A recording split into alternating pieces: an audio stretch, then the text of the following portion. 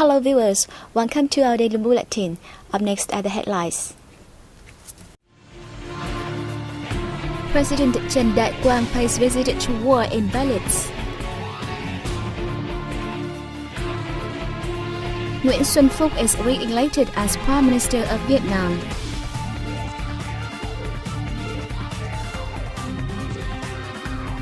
Comptroller reveals sequences from Vietnam.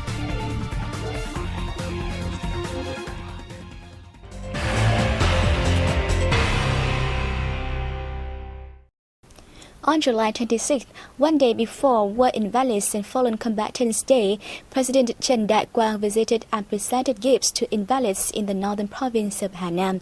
Let's take a look.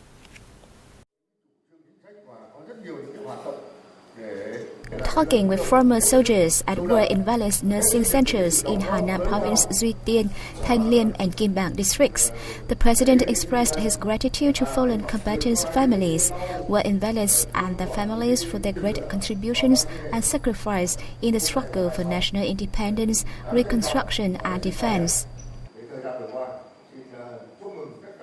The president said the party, the state, and people always remember and owe them a great debt of gratitude for their contributions and blood sacrifice. He also urged ministries and sectors to increase activities in taking care of martyrs' families and war invalids.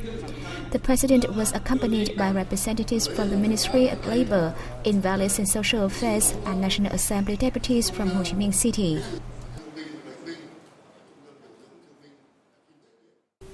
Prime Minister Nguyễn Xuân Phúc was re-elected as the Vietnamese government leader at the National Assembly's session on July 26th. As many as 485 out of 489 deputies present at the plenary session of the 14th National Assembly, or 98.18%, voted for Nguyễn Xuân Phúc as Prime Minister for the 2016-2021 tenure. In his swearing-in ceremony, the newly elected Prime Minister clarified his great responsibility aside.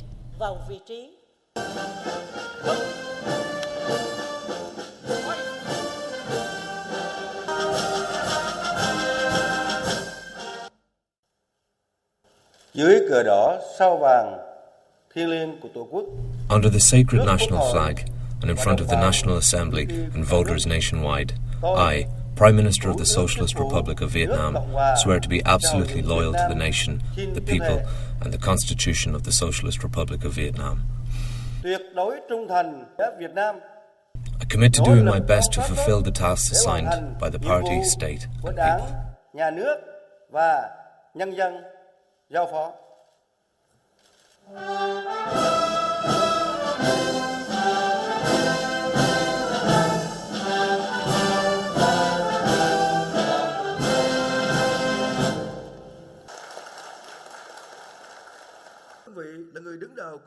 Nguyễn Xuân Phúc was elected as Prime Minister at the 13th National Assembly's 11th session in April 2016. During the first section of the 14th National Assembly, the new leader will propose personnel for the government for the National Assembly's approval.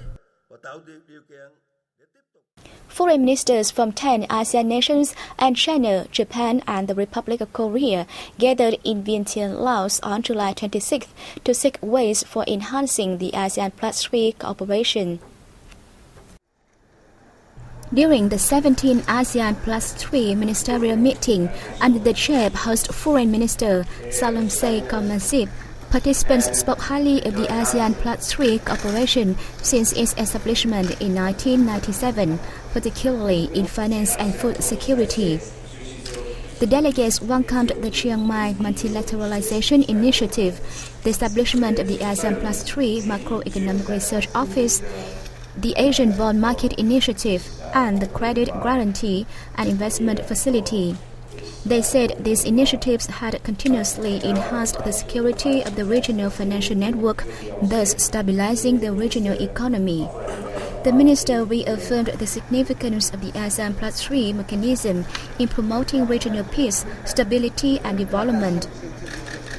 They expressed their strong support for the host's initiative on the ASEAN Plus 3 draft announcement on promoting sustainable development to be ratified at the ASEAN Plus 3 summit slated for September in Laos.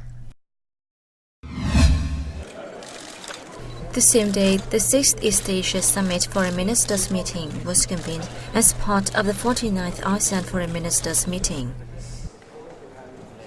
The ministers, along with partners, discussed the evolving regional architecture and the East Asia Summit's role, among others.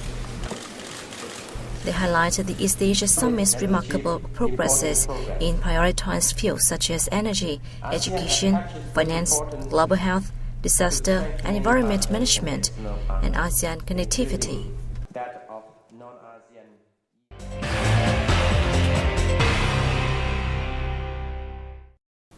Overseas Vietnamese in Germany has gathered in front of the Chinese embassy in Berlin to welcome the recent ruling issued by the Permanent Court of Arbitration, which refuted China's groundless claims over the so-called 9-dash line.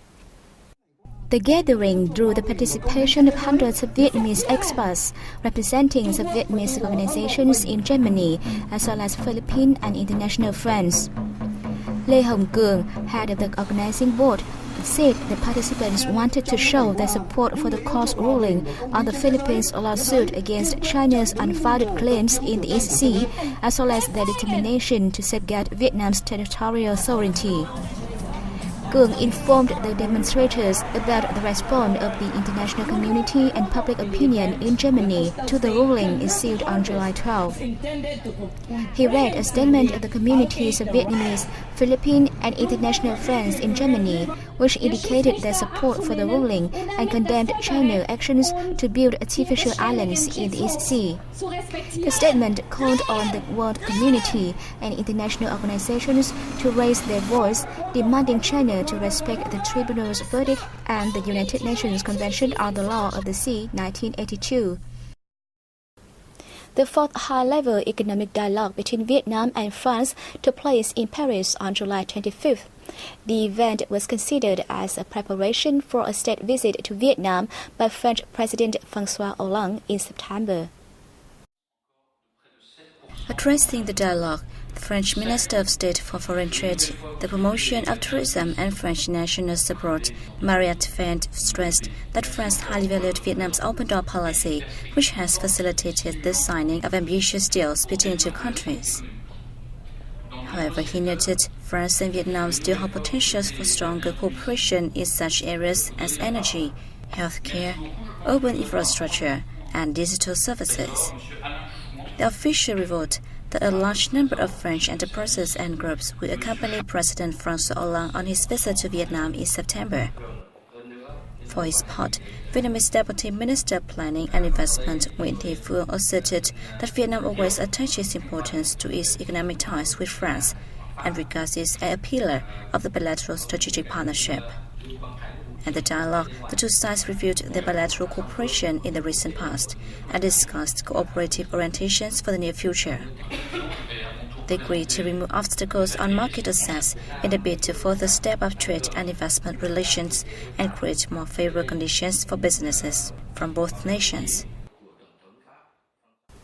Hanoi's index of industrial production in the first 7 months of this year grew robustly, surging by 7% year-on-year.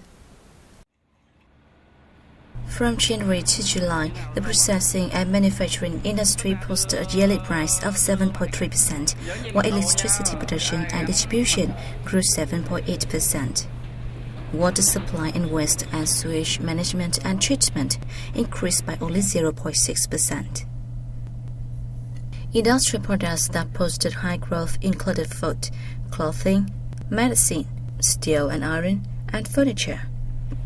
The index of industrial production, however, declined for several products such as mining, wood and wood-based products, beverage, textiles, and chemicals. The outlook for the city's industrial production in the second half of the year is bright, thanks to expansion of processing and manufacturing and the development of support industries. Vietnam is emerging as an attractive destination for investors, and it has set a record high in terms of both number and value of merger and acquisition deals. The following report will bring more details. VNA deals matched the record high of $5.2 billion, which would already reach in 2012. The figure for the first 7 months of 2016 surpassed $3 billion, up 28% year-on-year. Experts held that opportunities are opening out for investors both at home and from abroad, as Vietnam has already joined the ASEAN Economic Community and the Trans-Pacific Partnership Agreement. Retail, real estate and consumer goods markets are among the top sectors anticipated to see a dynamic move of M&A deals. If the deals are successfully contracted, 2016 will set another record in value of M&A deals.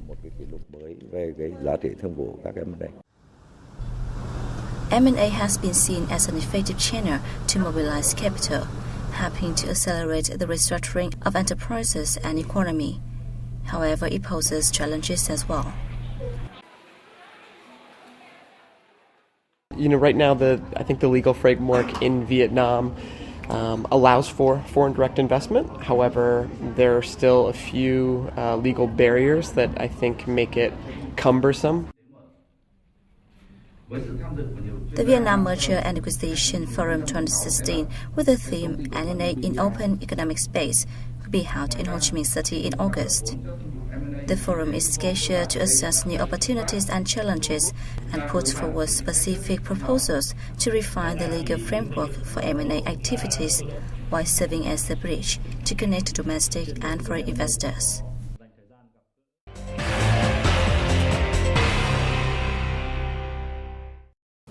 An art show featuring traditional dances and songs of Cambodia, Laos, Myanmar, Vietnam and Thailand closed in the central province of Quang Tri on July 25th.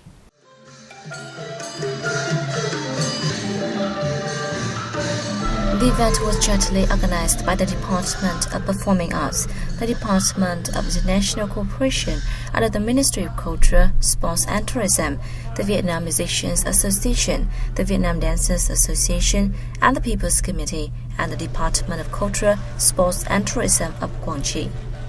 The one-week-long festival drew the participation of 21 art troops, including 17 troops of Vietnam and 4 others from Cambodia, Laos, Myanmar and Thailand. Hundreds of dances and singings reflected the unique, traditional, yet modern culture of each of the 5 nations. At the closing ceremony, the art troops were honored with gold and silver medals as certificates of merit for their outstanding performances. Viewers enjoyed the prize-winning performances during the ceremony.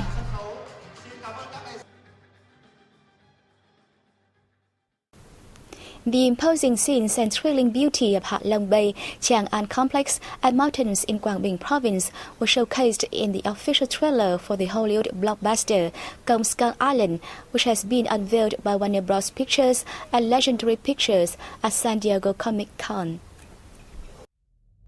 The first section of the trailer depicts scenery from Hat Long Bay and Vân Long Reserve in sunlight. Images showing a group of white heron flying across the sky in Ninh Bình are interlaced with images of Australian mountains, making for a breathtaking scenes. The first village that is destroyed by King Kong was shot in Ninh Bình and Quang Binh provinces. Cane bricks and bamboo forests are very familiar in these regions. The trailer also reveals the appearance of Vietnamese in the role of indigenous locals. Gong Alan is an upcoming American monster action adventure film directed by Jordan Vogt Roberts. The blockbuster was produced in Hawaii, Australia and Vietnam from October 2015 to March 2016, with a budget at $190 million. It will be released on March 10th next year in the US. And that has come to the end of our program. Thank you for watching and see you next time.